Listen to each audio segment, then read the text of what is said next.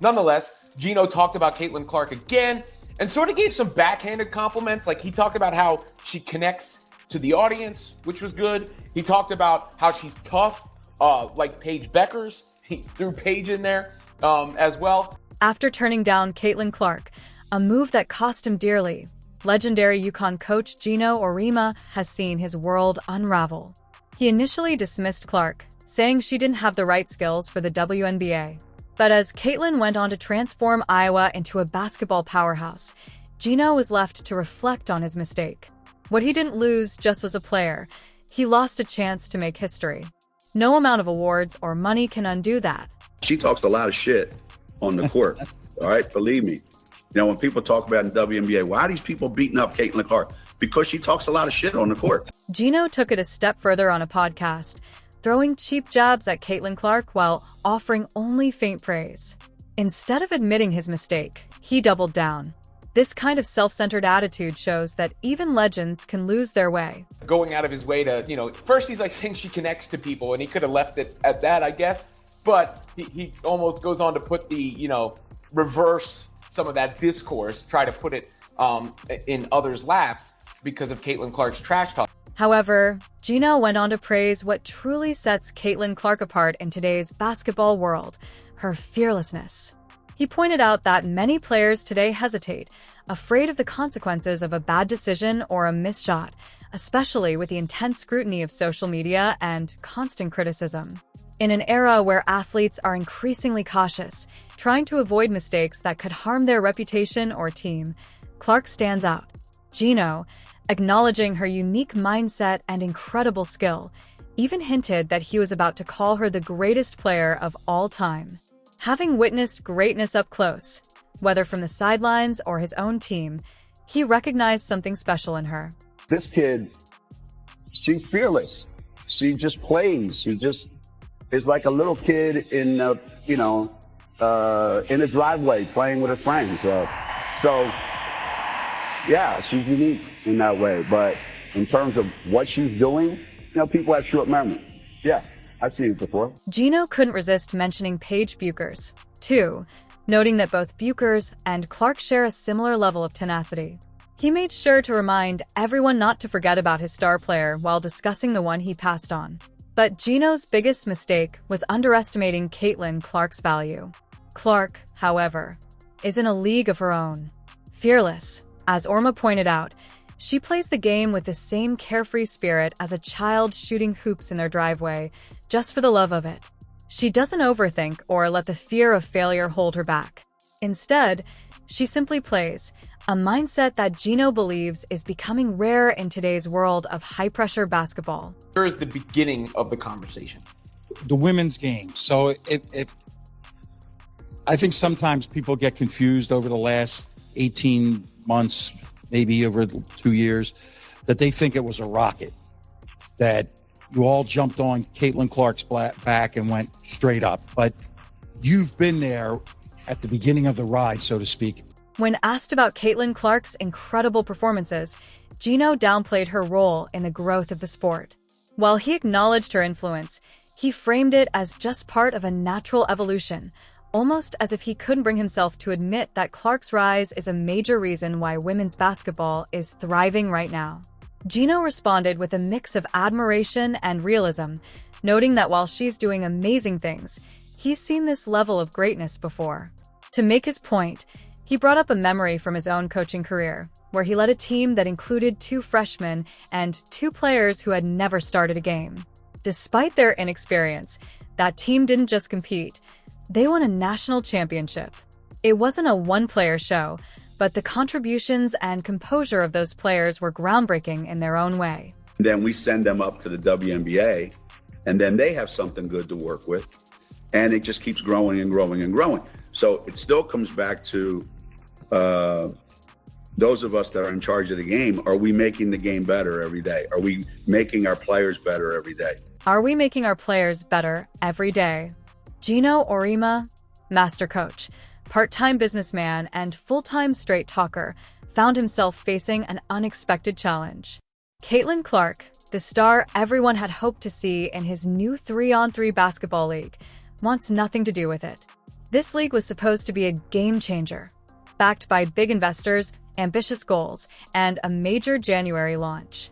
Fans were buzzing, eager to see Caitlin Clark, the college basketball sensation, grace its courts. But Clark isn't interested. She's completely passing on the opportunity, leaving Geno and his league scrambling to find other stars to fill the spotlight. Geno Auriemma could be the reason why Caitlin Clark is definitely not joining the unrivaled 3-on-3 basketball league. We finna unpack it all right here. Why would Caitlin Clark turn down such a big opportunity?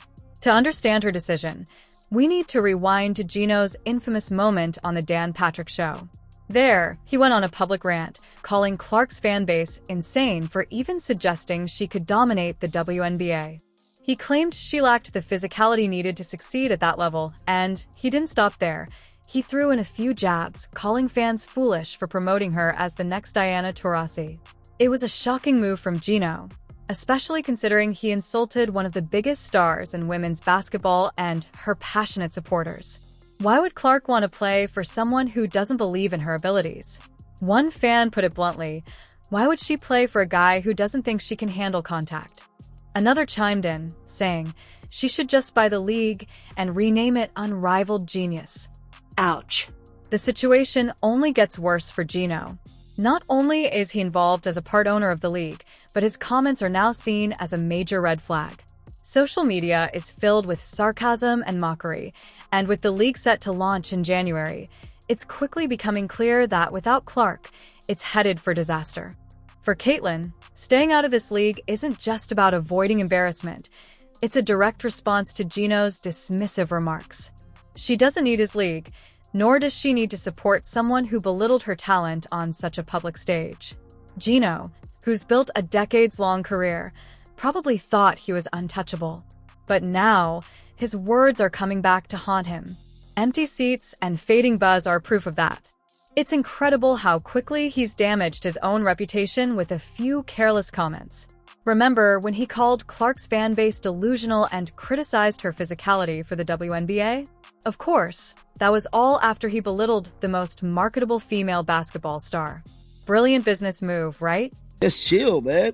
But that is not the case. Many people want Caitlin Clark to join this league to possibly, play basketball, be more entertainment for her. But now many Caitlin Clark fans took to Twitter to actually poke fun at Geno Auriemma. Let's pull up some of the tweets. To make things worse, he pointed out that Geno's own words are now being used against him. Paige Buchers, another up-and-coming star in the WNBA, admitted that her style of play might fit better than Caitlin Clark's. But let's be honest, this isn't about who's more skilled or who's physically stronger. The real issue here is Geno shooting himself in the foot twice and then acting surprised that no one wants to work with him. Meanwhile, with the league about to launch in January and without Clark, it's shaping up to be pretty forgettable. Sure, they've got big names like Angel Reese, but let's not kid ourselves, she can't carry the whole league. Fans and investors wanted Caitlin. Without her, the league's future looks as shaky as a house of cards in a windstorm. She doesn't need to play for that whack job. She should just buy a rival league. Exactly. Caitlin getting that type of bag. She probably isn't this vindictive, but if it was me, if they wanted me outside, I'll demand a full retraction and apology from Geno for his comments on the Dan Patrick Show. Geno Auriemma hasn't been having a great time lately. He's clearly frustrated because Caitlin Clark, the standout star of college basketball, reportedly turned down his vision for the league. Depending on who you ask, she rejected either his entire plan or just the idea of joining his league. It's not just about basketball, it's about the millions he could have made if Clark had lived up to the massive hype that surrounded her before she even played a single pro game. Fans were calling her the league's savior, and many were betting on her to win MVP. Naturally, Geno saw this as a golden opportunity to become the face of the league, rake in countless endorsements, and build his own brand. But reality had other plans. Caitlin Clark, it seems, had better things to do. Geno's frustrated because he doesn't think she has the physicality for the league. He's been complaining about fans who are hyping her up to impossible heights and saying WNBA players are attacking her, not just on the court, but emotionally as well, because they felt disrespected by her dominant performances. Then there's the whole "not built for this" claim, where Geno argues Clark isn't tough or fast enough to handle the physicality of the WNBA, which kind of sounds like a way of saying she's making him look bad. Meanwhile, Geno is watching the money associated with Clark's rookie season vanish faster than her defenders can double-team her. Instead of seeing her as the next big thing, the branding deals and opportunities he was counting on are slipping away. When Diana Taurasi and Paige Buchers announced they'd be staying in college, Geno couldn't hide his mix of pride and panic. He knows Clark will face the same tough reality when she eventually enters the league, and that could hit his finances even harder. Geno's stuck defending himself, insisting the hype around Clark wasn't his fault. He even took a shot at society's obsession with low-quality comparisons, though he rolled his eyes when those comparisons to Larry Bird helped build his own story. Taylor has better things to do. Why does he want a player he doesn't think has the physicality?